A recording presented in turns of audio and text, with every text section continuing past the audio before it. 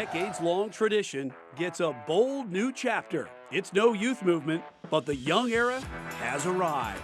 Panthers old and new have descended upon Spartanburg to witness the beginning of Carolina's resurgence. The future is now. Welcome to Wofford College. Welcome to training camp. Welcome to Panthers back together again.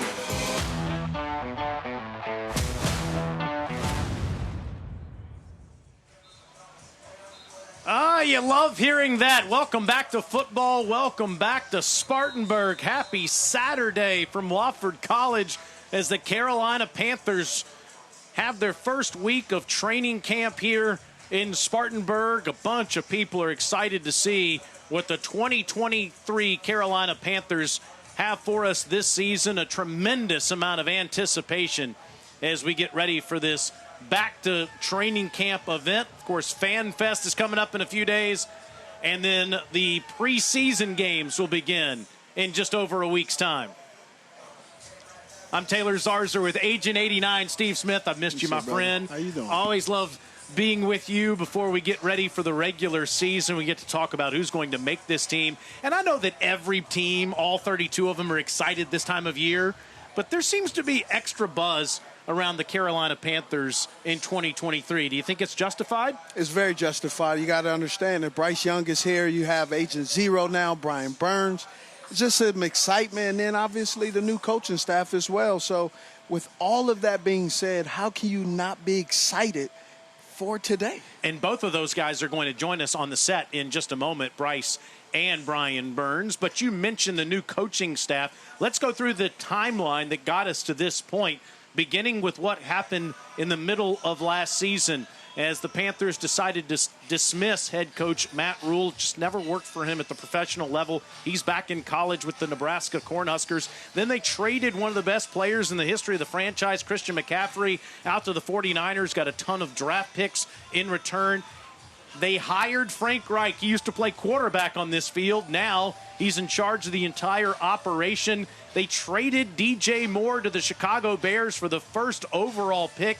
And, of course, that first overall pick turned into Bryce Young.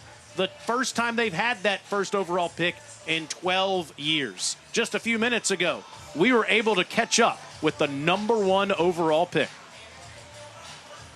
Bryce, it's your first week in professional football at training camp. How has it gone, my friend? Yeah, it's been great. This is a great experience to be out here. Just an opportunity to, to get away from everything and focus on ball, come together with the guys. We're all in the same place, in the same campus. So being able to just, we're eating, we're going to team meetings. It's a lot of ball, but also just a lot of bonding us coming together. So it's been great. You had the opportunity to be here in Spartanburg. However, you had the chance in Los Angeles with Jonathan Mingo and possibly some of the other wide receivers in offseason to build up that chemistry. What was that like for you, and why did you think that was so important to get a head start? Yeah, it was great, and it was really a sentiment that we all shared, as a unit. We just wanted to do everything we can to come back sharp. You get a couple of weeks off, and, obviously, you take a little time, and, you're still working out the whole time, but you need a little time away from the everyday routine of now camp and then being with the team. But we didn't want to just, let everything dissipate. And, we had built a lot throughout, OTAs and, mandatory minicamp, and we didn't want to lose that. We wanted to make sure we kept stacking, kept building, and, it was a little time apart, but we want to make sure that we're all able to come together, stay on the same page, go over some stuff on our own, just so we're taking that ownership and then, take that momentum and bring it to here. Many would argue that the highest profile position in all of college football is being the quarterback at Alabama. What is the transition like coming from that to being the quarterback of the Carolina Panthers? Yeah, for me, really I just try to focus on what I can control. Being where my feet are and, listening to the people around me, my coaches, my fellow teammates, and, doing whatever it is to help the team. Whatever external factors there are, whatever the position is, I understand it. I don't run away from it. I embrace it. But at the same time, that's stuff that's out of my control. The circumstances, whatever comes with it. I'm grateful for what it is, for embrace for what it is. But again, I put my focus on what I can control, and that's taking a day-by-day approach. Day in and day out. We talked about it. Starting 0-0 and then trying to be 1-0 at the end of each day. Really that's where all my energy goes towards. You have the ability to play starting quarterback for the Alabama Tide, Crimson Tide, and then now you're the first overall pick for the Carolina Panthers. And everybody wants to know about football. What do you do just to calm the storm, to enjoy the journey that you're on right now after doing 9 million things leading up to today? Yeah. You get you get so engulfed in camp life and day-to-day in the football part, like you said. I honestly, I need to do a better job sometimes. Like, I'm still a work in progress, but I try my best to take a step back and just have some perspective. I'm extremely blessed to be where I'm at. There's things that have gone on, just the position I'm in right now.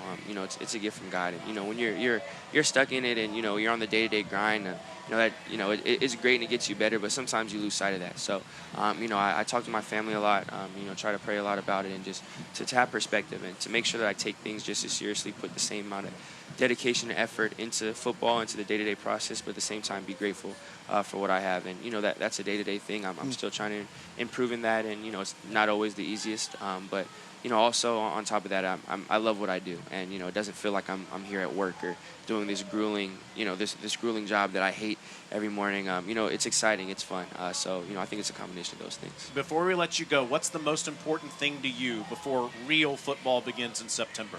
Yeah, I think it's just consistency, for myself, consistency from the unit and from the team. We've talked about it. Again, a big thing for us is just, starting every day 0-0, hitting the refresh, good or bad, and trying to be 1-0 the next day. So, I think it's just being consistent on that. We're going to have good days, we're going to have bad days, and that talks for individuals, that talks as a unit and as a team. And, trying to be consistent in putting that aside, whether it's a good or bad, learning from it, moving on. And then continuing to grow and trying to have that continued growth. It's never straight. There's going to be ups and downs, but just making sure we're consistent and trending in the right direction. If I ever grow up, Steve, I hope I'm as level-headed as this guy is. When I grow up, I want to be a wide receiver that can catch a pass. I know you do. 89 wants to catch some passes from Bryce Young. You may see him out there doing that at some point in the next couple of weeks. Bryce, continued success. It's going to be fun to watch you, my friend. Thank you. I really appreciate it. Thanks for having me on. Thanks. What an impressive young man Bryce Young is. He kind of reminds me of Luke Kuechly, how he always talks about being where his feet are, thinking about every moment he's in, not about what's ahead of him. I just love his humility, his gratefulness, and what he brings to the table as a top-tier draft pick, and yet he comes in with a worker's mentality. It's remarkable. It really is, and of course, he's not the only story here at training camp. We need to talk about the rest of the team, too. We're going to do that throughout this broadcast. We're going to go through the defense. Who is Bryce going to throw the football to? There's some new faces around this team. And, of course, the head coach, Frank Reich, and his staff. You'll get to know them a bit better as well. It's the Back Together weekend from Wofford College in Spartanburg. It's Panthers Training Camp. We're back in Spartanburg, South Carolina, and the first thing Steve Smith noticed when we started this broadcast, he said, Taylor, look at all these people that are out here today. There is significant buzz around the Panthers, and people want to be here to see it. You got to. It's a Saturday. It's not hot, overcast. You know what kind of weather this is? It's football weather. And this man loves it. He's no stranger to this field. Frank Reich, of course, played for the original Carolina Panther team back in the mid-90s and enjoyed a great career as a player and as a coach. Of course, won a Super Bowl calling the plays for the Philadelphia Eagles a few years ago. Was the head coach of the Indianapolis Colts the last few years, and now he comes to the Carolina Panthers, and he brings a wealth of experience, not just from his own experience, but also with his entire staff. His entire staff, offense, defense. The offensive staff is remarkable. Deuce Staley as the assistant head coach. You got Jim Caldwell as just a liaison or consultant. Just so many players. Whether you like their careers or not, you have to respect the amount of years that these guys have played in the league, and they bring so much added value because they know what these players are thinking, and the perspective is on both sides of the coin. known as a former player, but also known as a coach as well. What's the benefit for a guy like Bryce Young, who's starting his first season, when he's got a guy that played the position as his head coach, and then he's got a quarterbacks coach in Josh McCown, who's as respected as anyone that played the position in the last 20 years? Here's what it is. Andy Dalton, 13 years. Josh McCown, 14 years. That's 27 years of experience. Whether you like their outcome of how they played the game, they played the game at a high level, and they can explain what they've seen at different times, even though the game has, air quotes, changed a little bit. But it's still goalposts in the middle of the field, 110 yards, 55 yards wide. It's still football. Of course, Miles Sanders and Chuba Hubbard will be in the backfield. There's Miles Sanders next to Bryce right now, coming into his 5th year out of Penn State. A good season last year, over 1,200 yards rushing. Chuba Hubbard, of course, will also be on the field. And there's that offensive coaching staff that Steve is referencing. You've got Thomas Brown as the offensive coordinator there. You referenced Deuce Staley and the responsibility he has overseeing the football team with the help of Frank Reich, and Josh McCown, your quarterback's coach. You also have your wide receivers coach, Sean Jefferson. He's played a remarkable career. And then obviously you see now with the defense, D'Angelo Hall, a former commander, Atlanta Falcons, and a Las Vegas Raider. How about that guy on the top, second from the left? Dom Capers is back. Yes. Wealth of knowledge. Yes, and the defensive coordinator, Ejiro Evero, comes from that 49ers mold, if you will, Robert Saleh and all those guys. What do you expect Evero, Coach E, as they call him, to do this year? Coach E is really unique because his ability to look at the game is such a unique perspective. I was unaware. He was on the coaching staff with the San Francisco 49ers when I was playing with the Baltimore Ravens. And he also has played with so many different guys. And why I'm excited to mention that is because you got to go back to the San Francisco 49ers back then when they had Navarro Bowman and Willis, all these different types of football players, just well-roundedness. That's all I can think of. Many around the league are saying the Panther defense is one of the best in all of the National Football League. While the offense tries to gel and build with all this potential that it has, the defense is just about a finished product. Would you agree with that? I believe in the last couple of years, yes, they are. However, we're not sure now because they're running a 4-3 and a hybrid of 3-4. There will be a transitional period, so we have to give them a little grace to understand the new nuances of responsibilities running a full-time 3-4 defense. Let's go down to the sideline. Carla, what you got down there? You can, focus on it. Hey, guys, yeah, we got the defense right behind me here, and, of course, they are warming up for this new 3-4 defense here in Carolina. We got the defensive linemen. We got Yetur Gross-Matos and Brian Burns. And Brian Burns told us earlier this week that he's excited about this new 3-4 defense. Of course, he reached double-digit sacks for the first time last season. But he said he wants to add an interception to his stat line this season, and he said that he feels that he is able to do that with this new 3-4 defense under Ejiro Evero. Ejiro Evero also just a very smart communicator. That's something all the players have reiterated to us this week. But again, the defense can be very exciting to look forward to once they take the field this season, guys.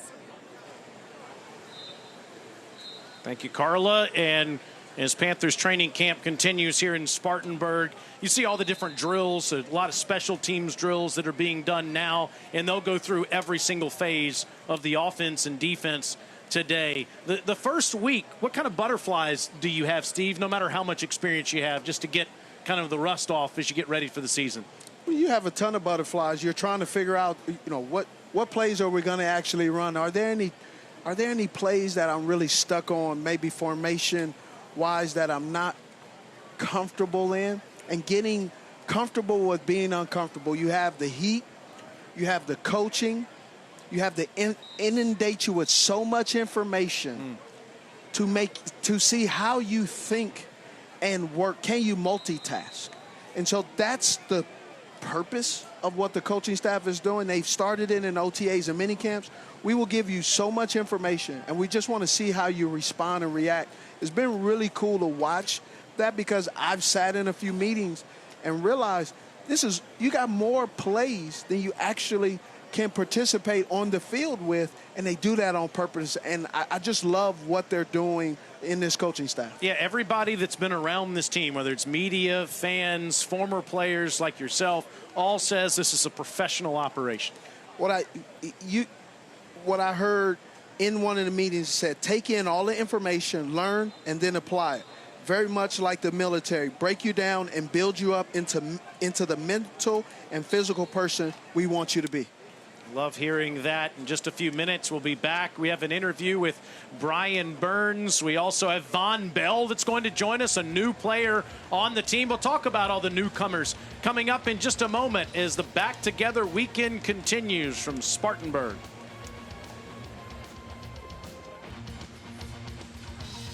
We welcome you back to Spartanburg. Panthers Training Camp is underway in this Back Together weekend. Happy Saturday. Beautiful weather and a great crowd on hand to watch the Panthers practice today. Of course, Fan Fest is coming up in the middle of next week. And then the following weeks, preseason games will begin before the regular season starts next month. I know two people that might be as excited as Steve Smith about the Panthers, and we have Dave and Nicole Tepper, a very tall Nicole Tepper, I might add. No, she's taller than Steve. Yeah, that's right. I noticed. There's a lot of people that's taller than I know that. That's for sure. Wow. You guys have to be so excited about all of the buzz that's around the Panthers going into the season. Yeah. Yeah, very For excited. sure. Nervous, excited, good nervous, like that adrenaline. You know, before you play a game, you get that adrenaline, Yes. nervous excitement. That's what I have. Yeah, I mean, we're excited, but we got to see. We'll see when we get in pads. We'll see when we get in game, and, we got to show the world.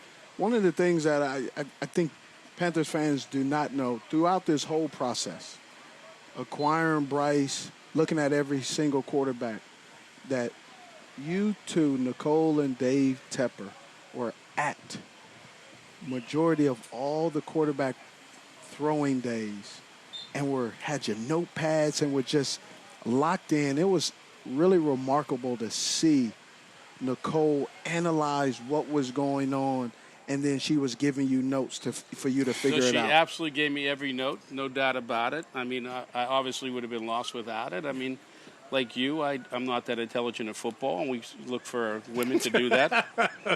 So, yeah, sure. What do you think of Frank Reich and his coaching staff so far? Leadership. That's all I see is leadership across the board. I think it's so impressive in every position for every player. There's leadership, and I think when you have leadership like this staff, everything else just kind of follows and falls into place. And for me, it's absolutely refreshing to see. I'm happy for the staff, and I'm really happy for the players, especially the rookies coming into this season, being able to have the leadership, and even the veterans that really didn't experience this type of staff in the past, and they have it now. And for me, as just maybe Mama Bear, just to be able to see them learn and grow and have this is just phenomenal. Yeah, I mean, look, we have a top-notch staff this year, and I think you see it, and you guys have been around the training camp for a while, you see it in the conditioning of the players, how they come into camp. And I was, just noticing, this morning, just the offensive linemen.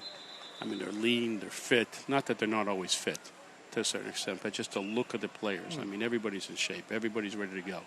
So I think that's a testimony to the staff that everybody wants to get, just get rolling. What I really love is you talk about, Ms. Tepper, you talk about being Mama Bear. You and Dave are very concerned about detail in a good way.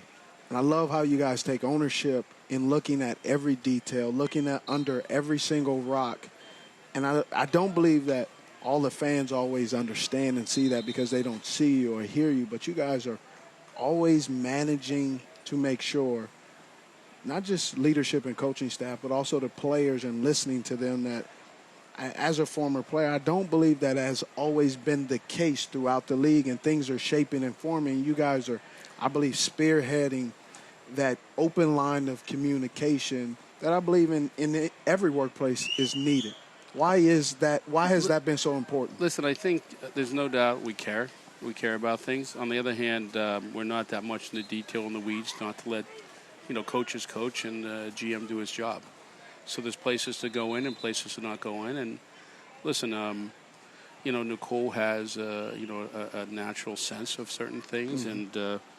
And, I have some idea about how to value things in, certain situations when we get into, certain trades or certain things like that. I mean, listen, you have to, trust your people, though. Mm-hmm. So even if you try to understand things, you just don't want to be too involved, if you will, too overwhelming. So I also think, to bounce off that, I think people in the league before us were, I don't know if the word afraid was the right word, or just didn't want to take that next step into getting into the locker room and really, getting to know the players, because maybe that player wouldn't be with the Panthers, or maybe that player would go to the Jets. But for me, for us, once a Panther, always a Panther, and it's a family. And, I take this role of making sure that not just for winning football games or, being a football player, that you're also a person, mm-hmm. a human, and that there's other things beside this, and that's really important. And I think when you pay attention to that detail, it actually will help the player perform. That's it. That is well said, and I know that you're excited about once a Panther, always a Panther, with your old friends Muhsin Muhammad and Julius Peppers going into on October the 29th. They'll go into the Hall of Honor. Before we let you go, I have to ask you guys, Nicole, what you did 2 days ago and what you pledged to the Umbrella Center, because I know your role in the community is something that is incredibly important to you. Tell us what you did with the Umbrella Center. So what we did as a family, we pledged $2 million to the Umbrella Center. It's one of the most important things. I think even if we have not had a direct impact with domestic violence or anything like that, you always know somebody who has been involved in it. And so to be able to help the community, the CMPD, and everybody involved to make the process of getting somebody a safe place to be is important. And regardless if you have any direct ties to that cause, just helping it is really, really important. Yeah, no, I'll just say this. Besides, as Steve knows, besides the Umbrella Society, we're involved in a lot of different charities. Including his foundation. Including the library that we helped. We made a pretty decent-sized donation to. I think people in Charlotte don't appreciate how much we're involved in contributing into the community in general, but it's just a lot of different causes. Well, the David and Nicole Tepper Foundation are about impacting the community, and you guys want to contribute financially, but also presence in making sure that you guys show up, not just financially, but physically show up and be involved with organizations that are impacting the community and impacting the right people and the tangible things. Obviously, you guys have helped me with my foundation and our BHUC, but one of the things that I love is my staff is always talking about, Nicole wants to serve. And that is more than anything, because you can give your money, but what you can never get back is the time.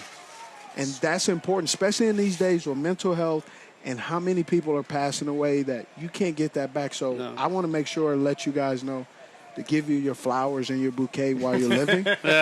Because if they're gone, it doesn't matter. But so I just want to tell you. They're going to be here for a long time. They'll be here I was for a going long to say, time. I hope so. I mean, I don't plan on going anywhere, Steve. I like how excited they both got when the horn sounded. That means it's time for a new drill. I like what you said, too, Dave, about the veterans that notice how much leadership there is. We're going to hear from a new member of the Panthers that's a veteran. Von Bell is going to join us coming up in just a few minutes. Awesome. Guys, thank you so much for coming by to see us. Thank you so much. Dave and Nicole Tepper joining us here in our return to football together at Panthers Training Camp in Spartanburg. Good. Awesome. That was great. It's a great day to hang on the hill and watch the 2023 Carolina Panthers here at training camp. As is the case with every team each year, you have a bunch of fresh faces, and that's the case with the Carolina Panthers. And you've got some guys that have had great careers, like Von Bell on defense, Adam Thielen on offense. I mean, guys that have put up some big numbers in the National Football League are now Panthers. They put up some big numbers, but they also understand football, and they're able to articulate and give these young players an added player and coach actually on the field at the same time while they're playing. Miles Sanders, of course, would be another example of that. You mentioned Andy Dalton as a backup quarterback to help Bryce Young. The experience that the Panthers have brought to this team in 2023 should yield some victories. It should yield some victories, and the experience as well in the game will be able to calm the storm, because there are going to be some stormy days. There's going to be some times where it gets a little bit bigger than the player, and you have some quiet voices that can just whisper some encouraging words, and I think it'll really vote well for us long-term at the back end of the season. And I know that South Carolina Gamecocks fans are watching today, and they're like, what about Hayden Hurst and his hair? He's here too. Yeah, he had a lot of experience all over the football field on both sides. Let's talk to one of those guys right now who's come over from the Cincinnati Bengals to join the Carolina Panthers. We're talking about Von Bell. Welcome to the Taylor Zarzour Von Bell Show. This is the segment that we're going to talk a little defense with one of the best defensive players we've seen in the NFL in the last few years, in Von Bell, who's a newcomer to the Panthers, though. Von, you had a terrific career, most recently with the Cincinnati Bengals. Why are you a Carolina Panther now? Oh, you know, when they called the phone, I was like, what an opportunity. With a group of young guys on this defense that are phenomenal, that's going to have longevity in their careers, and I wanted to play alongside them and the coaching staff that they put apart. You came so close to winning a Super Bowl with the Cincinnati Bengals last few years. You could taste it. You guys were so close. What are the key ingredients to get the Carolina Panthers to that spot? It's connectivity, fellowship, and brotherhood, and those three things are going to take you longer than just the X and O's, because you got to learn outside of football what the guys like to do, who they are, and why they do it. And that's the big thing about connectivity with a group. Ejiro Evero, the defensive coordinator, a.k.a. Coach E. Yeah. Tell us a little bit about this new coordinator for the Panthers. Very smart, very detailed about the little things, but he also has a great feel with guys who want feedback. And he always asks me and X or the other safeties or the corners how they see things. So it's an open dialogue and just very transparent. And he just wants guys to go out there and just play at a high level and play together.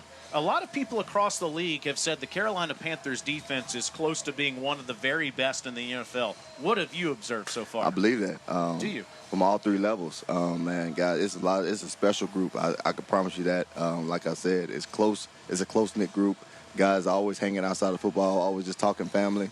And it's more than just ball. And the guys just go even harder outside on the lines, between the lines for one another when they do that. So very smart guys, very intel with the game, in tune with the game, and the guys always challenging one another, and that's what makes this group so special. At the last level, you got a lot of talent back there with Chin, with J.C. Horn. Yeah. You got some guys that are come up and hit you. Yeah, I love it every time. I'm always challenging them, always challenging their mental capacity with football, so they're dialed in for sure.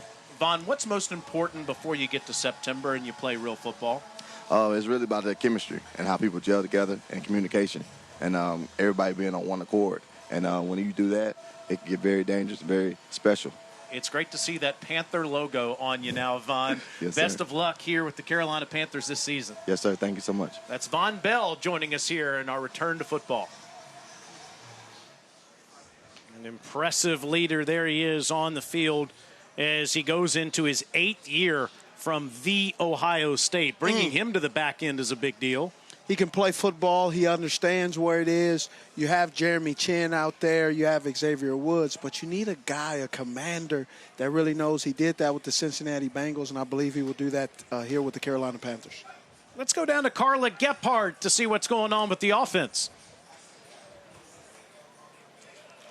Thanks, guys. Yeah, this offense is really revamped over the offseason. Not only Bryce Young, as you've all mentioned, and just the talent that he brings at the quarterback position, the most, successful quarterback that we've seen on the fields here in Spartanburg in quite some time. But you got a lot of new weapons for him as well. And, of course, one of those being Miles Sanders. Of course, Panthers fans very familiar with a 3-down back just like Christian McCaffrey. Miles Sanders hoping to come in here and do exactly what Christian McCaffrey did, and pass block and run and catch and do all of those things. And, of course, all the weapons at wide receiver. You think about Adam Thielen coming in here and trying to revamp his career. We've seen a lot of great connections over the last couple of days between those two guys, and of course Terrace Marshall Jr.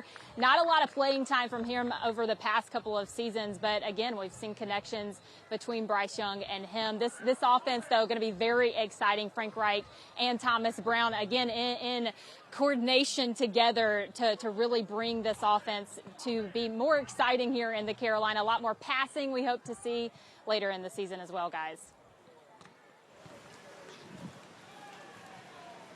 Thank you so much, Carla, and appreciate that. In just a moment, we're going to talk to another agent. Wait a minute. I thought there was only one agent. Oh, there's two. Oh, okay. All right. There's Agent 89. He's the only Agent 89. There's actually an Agent 0 on this team. Of course, you know who I'm talking about. Mr. Burns. Brian Burns is going to join us coming up in just a moment as our Back Together weekend returns in Spartanburg.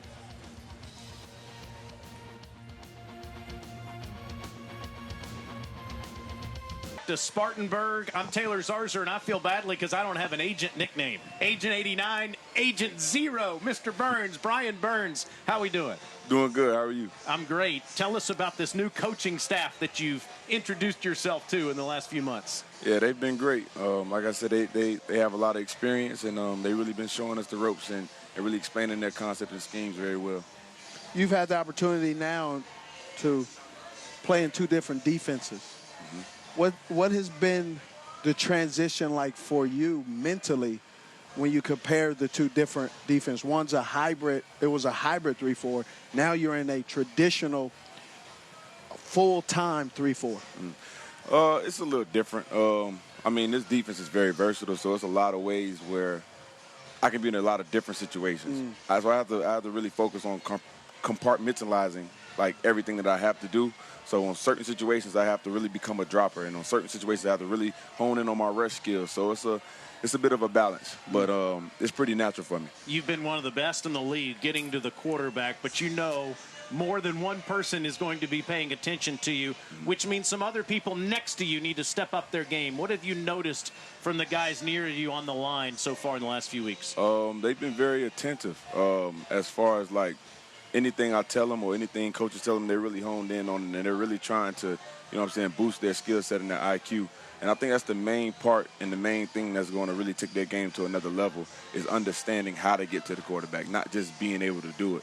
But you have to understand that it's a game inside a game. So I think with that, they'll be taking their game to the next level for sure. One of the biggest things I believe heading into the season this year is obviously the contract situation for you. You don't have a long-term contract.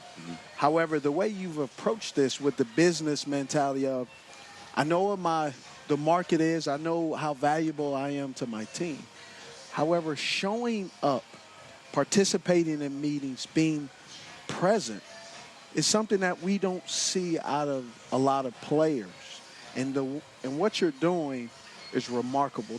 Take us through why you believe that was important to show your face and be present and to participate despite all the other factors that have nothing to do with you. It's just management and organization discussing it and working it out and eventually coming to a conclusion that we all know will make you a long-term Panther.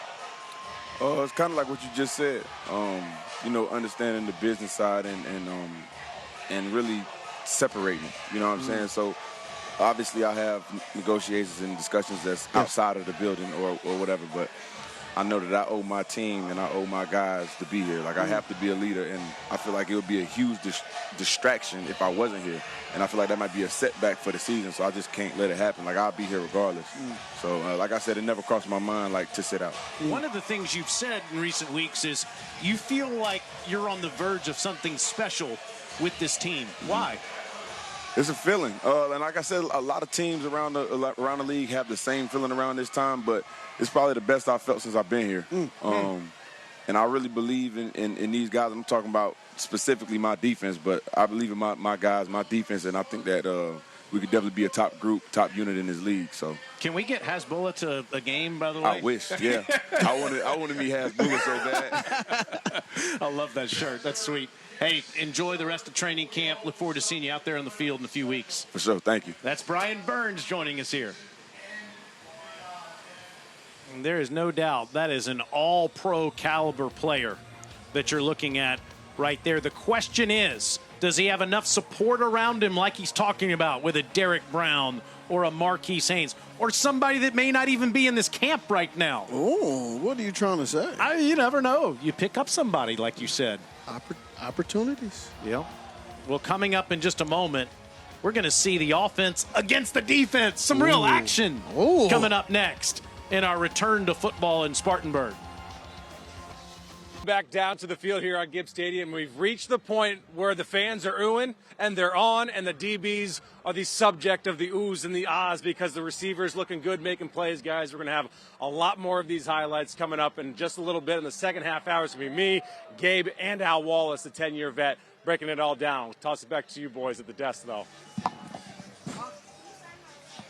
You're looking sharp, Will. I need you to put those American sunglasses back on today when the sun shines. He's got some sweet shades, Mr. Kunkel does. He also has got Gabe McDonald, Al Wallace, and, of course, Carla Gebhard on the sidelines coming up in the next hour. Taylor Zarzer with Steve Smith here putting a bow on this first hour, and we get to put a bow by watching the ones versus the ones. I'm looking forward to that. Ooh, DJ Chark just lost somebody. Yeah, he did. Big-time catch down there against Colby Richardson. That's LSU against LSU crime, by the way. Yeah, that is. Two LSU guys going after each other. Just really love watching these guys get after it. You got the element of the newness of proving what you can do, and it's a lot of great competition going on, and it's a lot of hungry young corners want to make this team. Nice back shoulder throw, but can't bring it in on the sideline over there. It's Gary Jennings trying to make that catch. Ooh, that's a great route. And you're watching good recovery. Oh, look at that. It's a nice pick by Stanley Thomas Oliver just with a pick down the sideline. Yeah. He had a good preseason last year. Had a good preseason last year. The strength of this, the secondary is really going to be looked at. Wants to know who can show up, who can be consistent. That's the name of the game with Coach E. He wants to just see consistent guys. And having Andy Dalton to help Bryce Young understand this transition is, Bryce mentioned him several times already. Yeah, Andy Dalton is experienced. He played in Cincinnati, went to the playoffs. He knows how to process, and that's the biggest thing, is giving a young guy an opportunity to take advantage of knowing how to process. Processing is extremely important. It's kind of like Pat Mahomes has Chad Henne. He's had him for years, too, having that security blanket behind you to help you understand what the transition is like. And if something happens, like it did to Mahomes in the postseason, you've got a valuable asset that can keep the offense going. Well, obviously, when we talk about quarterbacks, the criteria is processing, arm talent, mechanics, release quickness, accuracy, and most important part, pocket awareness and ball security. And then lastly, obviously, mobility. Mobility with the quarterback is really taking a step in the right direction. You look at Lamar Jackson, all these other quarterbacks that can move around in the pocket, so mobility is there. Bryce was an exceptional improviser at the collegiate level, not so dissimilar to what you see from Patrick Mahomes at the professional level. And also, even though he's a great improviser and he's got great mobility, he's not necessarily looking to run. He's not a run-first quarterback. He wants to go through those progressions with his receivers, but he can use his legs if he has to. He can use his legs when he has to, but he also, like you said, he keeps his eyes down the field. He doesn't look to run, to take off. He looks to open things up, to extend the play, to have a impactful, what they call an explosive play, 20-plus yards and more. We just saw Matt Corral, by the way. We should see a lot of him in the last month. Unfortunately, the last time we saw him on a field, you and I were calling the game against the New England Patriots in the preseason. He hurt his Lisfranc injury that sidelined him for the entire year. And talking to the coaching staff, one of the interesting things about Matt Corral that you may not notice, He's 220 pounds. He's taken on the opportunity this offseason not to go in the tank and say, hey, they drafted the first overall pick. I'm eliminating myself. He understands this is a job interview for this team, and also if he has the opportunity to be traded or go somewhere else, put on the weight, got a little bit more muscular, looking at how Bryce Young does it, and he tries to emulate and do the same thing because there's a new coaching staff and a new system. Oh, there's Mr. Tepper. He's down there. Coaching them up. As you said, there's the passion that the Tepper family has for the product on the field. They're not trying to take the place of any of the coaches, but they love just understanding what they're getting with this franchise. You think Mr. Tepper is talking about the mobility that he has right now? Because that's what I'm saying. He's telling Bryce, let me tell you, I can run a 6'2", 40 right now. Are you sure? Yes. I love the chop busting he gave you, but his football knowledge is similar to yours. I would question that. Yeah, we were at a few pro days at this exact same time coming in from the NFL Network, and he will always let me know and give me a dig here and there, and I love it. You see what's happening at the line of scrimmage as Bryce got the football out there. You like this offensive line too. This offensive line, speaking with the coaching staff, this offensive line is really good. They're smart, they're tough, they're road graders, but there are two undrafted rookies that the offensive-minded coaches, the offense coaches are talking about that I'm really surprised. They're saying that they're giving some veterans a run for their money.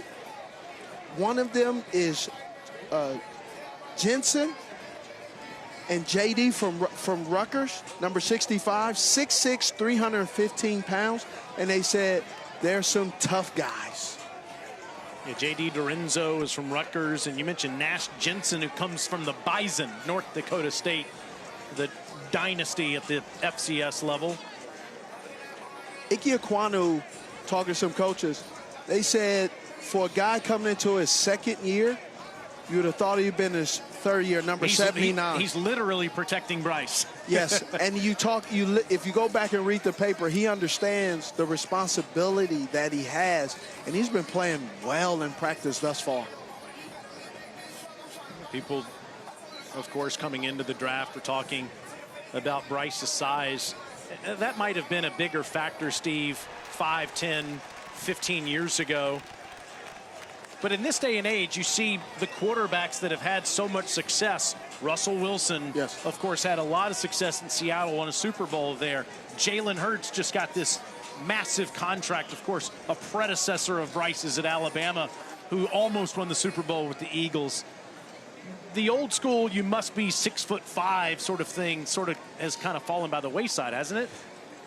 It has, but it hasn't. Right, because there's measurables, and the measurable standards is generally 6 feet. That's what they're looking at: 6 feet, 218 pounds, and the 40 speed of 4.75. That's what they're looking at.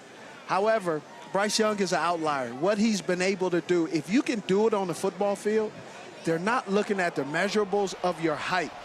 They're looking at the measurables of what you could do on the field. Just overthrowing Jonathan Mingo, watching Jonathan Mingo thus far, wide receiver, second-round pick from Ole Miss. He's doing a fantastic job. They say he's kind of an old soul. Doesn't seem like a young rookie. Comes in there cool, collective, and just, like Bryce, absorbing a ton of information. Ironically, caught a lot of passes 2 years ago from Matt Corral at Ole Miss.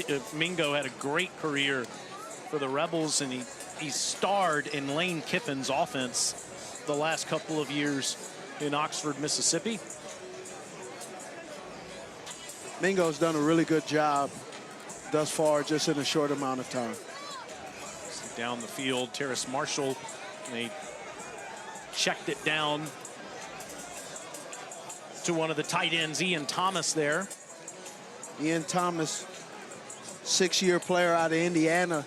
He shows some flashes, but the consistency, he needs to step up, and that is the reason why they got Hayden Hurst out of free agency, was playing for the Cincinnati Bengals last year. Hurst Trimble, Ian Thomas, and then Mr. Catchall, Giovanni Ricci. Seen him a lot at fullback. Could see him more at tight end in this offense. Bryce down the field, and that's picked off. Is that Shaq? It is. Shaq stepping in front. Good to see him out there in late July making a big play. It is. Talking to Shaq, too, he trimmed up a little bit, making himself more, in his words, more elusive. And really looking forward to watching these guys who really have self-evaluated themselves, and they've either added weight or dropped weight. And it's remarkable to see these guys thinking about their weight and how that impacts their game, and so they can have that longevity throughout the season and be accounted for. And look at that. As soon as Bryce makes a mistake, he goes over to Josh McCown and talks about it. He gets ready for the next play. This guy is so process-oriented in what's happening in front of him with each play. And the thing at least I was impressed most with him calling his college games at Alabama is no matter good or bad, the last play was the last play. He moves on, and that's something I think all Panther fans are going to enjoy. Well, coming up, Steve, we're going to turn it over to our friends, Will Kunkel, Gabe McDonald, Al Wallace, and Carla Gephardt. Just tell our audience before we leave what the most important things are as a player in these next 5 or 6 days before we get to FanFest. Most important thing is how you process. Can you leave a lasting impression on the coaches? And then lastly, but most importantly, every time the coaching staff turns on the film, are you making a good play? And that's what the coaching staff wants to. They want to do is when they turn on the film, they say, hey, all he does is make plays. That's what you did throughout your entire career, and I know how passionate you are about what you're seeing from the Carolina Panthers. Well, we're excited to be back together again for football, and in the next hour, it will continue as we watch what happens on the field with the Carolina Panthers. 2 of us are going to be back for FanFest on Wednesday night at Bank of America Stadium. I hope you join us for that. For Steve Smith, I'm Taylor Zarzer. Back Together continues next here in Spartanburg with Will Kunkel and the crew. Stay tuned.